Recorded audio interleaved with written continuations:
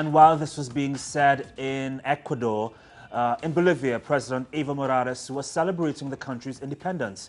He told attendees that Bolivia would see a $2.5 billion drop in revenue this year. He said that in spite of this, Bolivia was well on track to grow 5.5% this year. Morales has recently accused the United States of orchestrating plans to destabilize the socialist governments of Latin America. This time, he blamed powerful countries for the drop in revenue. We estimate we will have a loss in revenues and exports for last year of about $2.5 billion. And given this estimate, who can we blame for this reduction in the cost of a barrel of oil and mined minerals?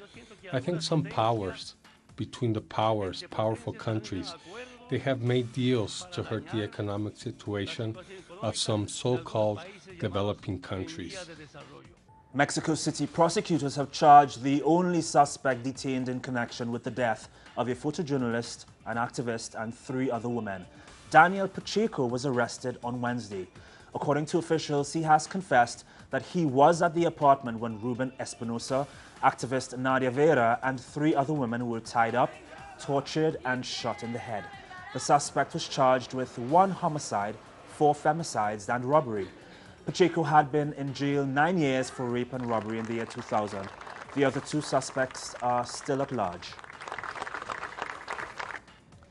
The trial against Argentina's former president Carlos Menem, plus a dozen co-accused officials, has begun. Menem was not present the first day of the trial, claiming health reasons. He is now 85 years old and still serves as a senator. He is charged with obstructing the investigation into the 1994 bombing of the Buenos Aires Jewish Center that left 85 people dead. Menem has already been convicted in a separate case of trafficking arms to Croatia and Ecuador, but he has never served a year in jail thanks to his immunity as a senator. St. Lucia's House of Assembly and Senate have passed a citizen by investment bill which government hopes will attract foreign investment into the country. Our correspondent Alison Kentish explains the island's latest attempt to attract wealthy investors to the Caribbean island. Caribbean governments are facing serious challenges attracting investment in their countries amid dwindling traditional means of financing for development projects. They are now looking to non-traditional means of keeping their economies afloat and taking care of their citizens. St. Lucia has become the 5th Caribbean country to offer citizenship to the wealthy in exchange for hefty investments. The country's Prime Minister and Minister for Finance, Dr. Kenny Anthony, told the House of Assembly that it was not easy agreeing to the program, but the reality of the economic situation demands action. Citizens like Victoria McLaurin say the program deserves serious consideration. I think in one sense it's a good thing, but there are disadvantages and advantages. So you need to sort out everything properly and see what is advantageous and the disadvantages of economic citizenship. That's what I believe. Other citizens say the program is necessary at this time as government faces issues such as high public debt and rising unemployment levels. Since there are benefits to be derived from economic citizenship, yes, I support it because I believe the relevant authority will take all precautions to see that things work out all right. St. Lucia is joining Antigua and Barbuda, Dominica, Grenada, and St. Kitts and Nevis as Caribbean countries with such programs. St. Kitts and Nevis's controversial program is the longest running in the world, having been founded in 1984. Citizens are hoping that the program will bring much-needed investment in the country, along with jobs and renewed hope for the future. Alison Kentish, Telesur, St. Lucia.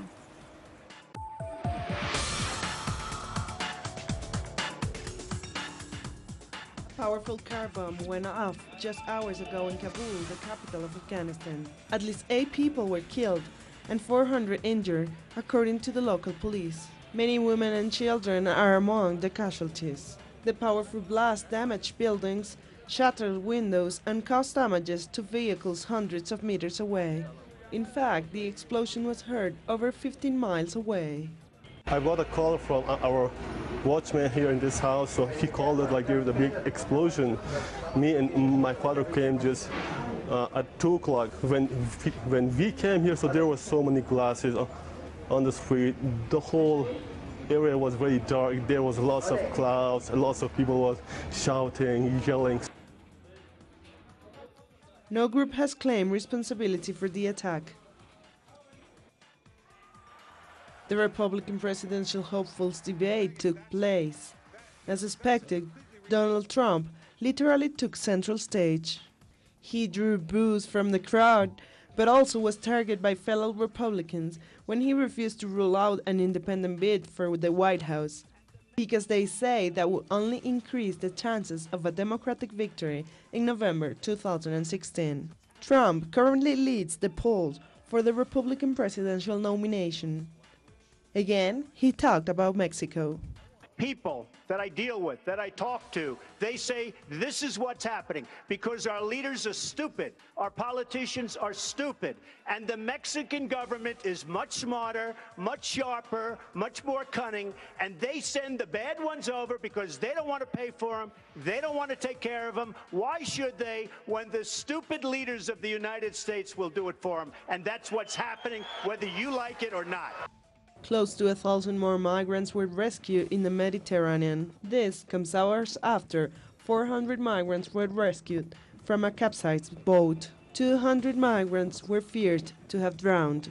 Italian officials said the boat had capsized because it was built to hold no more than 100 people. This year, at least 2,000 migrants have died at sea. More than 90,000 migrants have reached Italy so far this year. In 2014, Italy took in 107,000 refugees.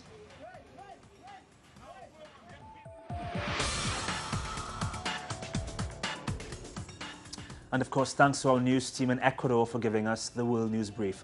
Moving on now, the youth of Lebanon have faced a very violent upbringing. They've grown up in the middle of conflict and foreign occupation. But despite all this despair and quite oftentimes lack of hope, many young men are converting this anger and traumatic experience into acting, the theatre arts. A local NGO and director brought together battle-scarred teens from 2 warring districts in Tripoli to perform in a stage production entitled Love and War on the Rooftop, a Tripolitan Tale. The play is a reflection of a life too well known by the youngsters, but on the bright side, they are allowed to tell their stories through the production and better understand that there are innocent people on all sides of the conflict. The problem in Tripoli isn't the result of an ideological struggle. The problem is a lack of employment opportunities and hope. And finally this morning, popular Comedy Central talk show host Jon Stewart signaled the end of an era for progressive United States as he hosted The Daily Show for one final time. After 16 years, Stewart, who is now 52, announced he would move on to other television projects. He was widely known for ruffling the feathers of mainstream media and politicians, while delivering articulate rants that encapsulated a huge portion of public opinion. His last show was understandably an emotional one, with Stewart himself bursting into tears twice. For more on these and other stories, please visit our website, telesurtv.net/English. For Telesur English, I'm Regan Devines. Have a safe and productive day.